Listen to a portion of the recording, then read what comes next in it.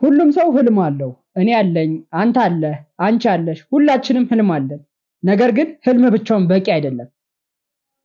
ማለም ቀላል ነው። አይኖቻችንን ጨፍነን አንድ ነገር እንደሆነ ማሰብ ወይም ደግሞ እንዲሆንልን ማሰብ ቀላል ነው። ልዩነቱ የሚመጣው ግን ህልማችንን አሻግረን ማየት ስንችል ነው። ህልሙን አሻግሮ የሚኖር ሰው ባለው ጊዜ በምድር ላይ በሚያልፍበት ጊዜ እውነተኛውን ነገር ማለትም መኖር የሚችለውን መኖር የሚፈልገውን ነገር ያደርጋል ማለት ነው። ለምሳሌ አንባቢ መሆን እፈልጋለሁ ከሆነ ህልሙ በቃ ትልቅ መጽሐፍ ጽፎ ምናምን ከሆነ ህልሙ መጀመሪያ ማንበብ ትንንሽ መጽሐፍቶችን ማንበብ ይጠበቅበታል። ይሄ ምን አደረገ? ህልሙን አሻግሮ አየ። እጅግ በጣም ባለሀብት መሆን እፈልጋለሁ ብሎ ያስቀመጠ ሰው ስፔሲፊክ ሳያደርግ እንኳን ሀብታም መሆን እፈልጋለሁ ብሎ ያስቀመጠ ሰው ስራ አይንቅም ማለት እጁን አጣጥፎ አይቀመጥም። ወደ ስራ ይገባል። ስራ ላይ ነው የሚሆነው። ሀብታም መሆን የሚፈልግ ሰው ስራ ላይ ነው የሚሆነው። ዕውቀት እንዲኖረው የሚፈልግ ሰው ንባብ ላይ፣ ሪሰርች ላይ፣ ዶክመንታሪ ላይ ዕውቀት የሚያገኝበት ሴሚናሮች ላይ እየሄደ እየተሳተፈ ነው። ገንዘብ፣ ዕውቀት፣ ጤናውን እንዲመለስለት፣ ጤናው የተስተካከለ እንዲሆን፣ የተስተካከለ አቋም እንዲኖረው የሚፈልግ ሰው ህልሙን አሻግሮ አይቶ የት ነው የሚገኘው? ጂም ነው የሚገኘው። የጂም ከሌለው አሁን ኮሪደሩ በጣም ቆንጆ ሆኗል። በጣም የሚያምር ሆኗል። እየሮጠ ነው በዛ የምታገኙት። አብዛኛቸው ፋት የሆኑ ሴቶች እኔ በስፖርት የሚሰራ ቦዲ ቢልደር የሆነ ወንድ ነው የምፈልገው ይላሉ። ነገር ግን ሼፓቸው እጅግ የተበላሸ ነው የነሱ የራሱ ማለት ነው።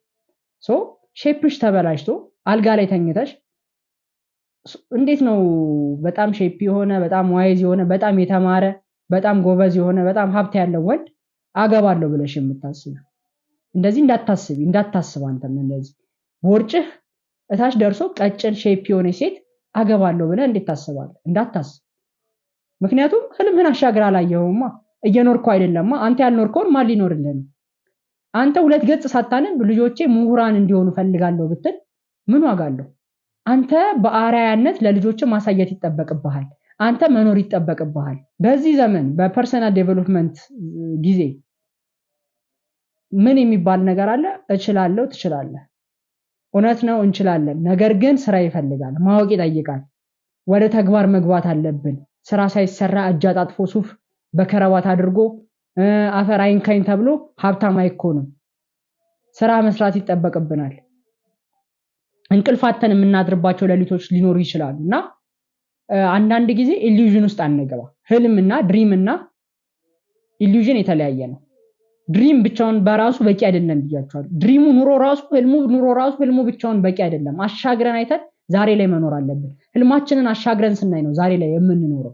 ህልምህን አሻግረህ ዛሬ ላይ ለመኖር ህልምህን አሻግረህ መመልከት ይጠበቅብሃል። ዛሬ ላይ ተግባር ሰው መሆን ይጠበቅብሃል። ዛሬ ላይ የሥራ ሰው መሆን ይጠበቅብሃል። ያለበለዚያ ግን አይሆንም፣ አትችልም፣ አታሳካውም። እንዳልኩሽ ነው። ቦርጭሽ እታች ደርሶ ሰውነትሽን ማስተካከል ሲጠበቅብሽ ውፍረቴ ውበቴ ነው ብለሽ ከተኛሽ ትክክል አይደለም። there is a criteria ክራይቴሪያ አለ፣ መስፈርቶች አሉ።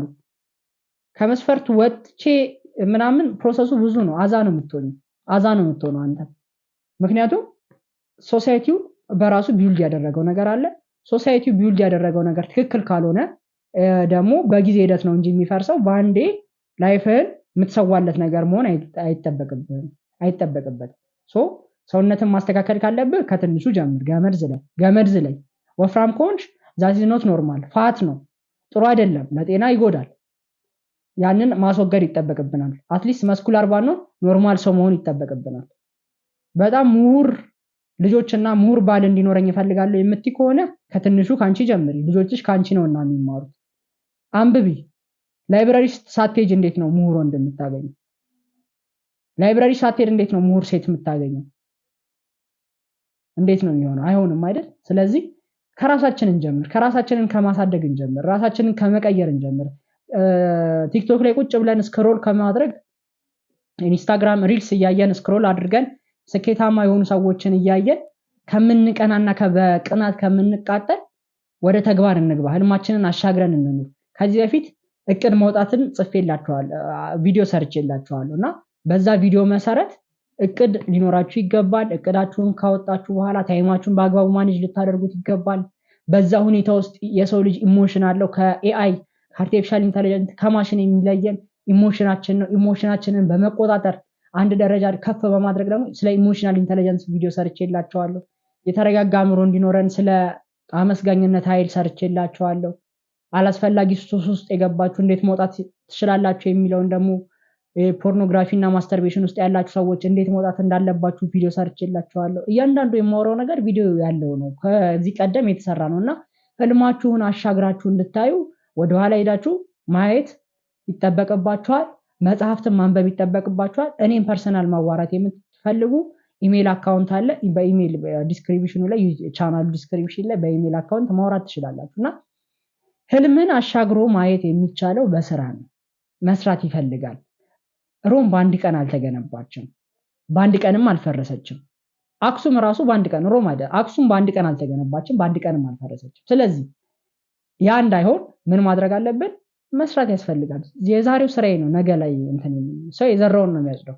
ያልዘራነውን ከየትም አናገኘው። ያው መጽሐፍ ነው የሚለናው። መጽሐፍ የህይወት መጽሐፍ ቅዱስ ሰው የዘራውን ያጭዳል ይለናል። እኛ ዛሬ ላይ እኔ መልካም ነገር ካላልተናገርኩ፣ መልካም ነገር ካልዘራው ነገ መልካም ነገር ላጭድ አልችልም። ስለዚህ የዘራነውን እንድናጭድ አምላካችን ይርዳል። ይሄም ቪዲዮ ከወደዳችሁት ላይክ፣ ለሌሎች ይጠቅማል ብላችሁ የምታስቡ ከሆነ ሼር፣ ሰብስክራይብ አድርጉ። አብዛኞቻችሁ ሰብስክራይብ ሳታደርጉ ነው እያያችሁ ያላችሁት እና ሰብስክራይብ አድርጉ። እወዳችኋለሁ። ምስጋናው አስራት ነበርኩኝ። አመሰግናለሁ።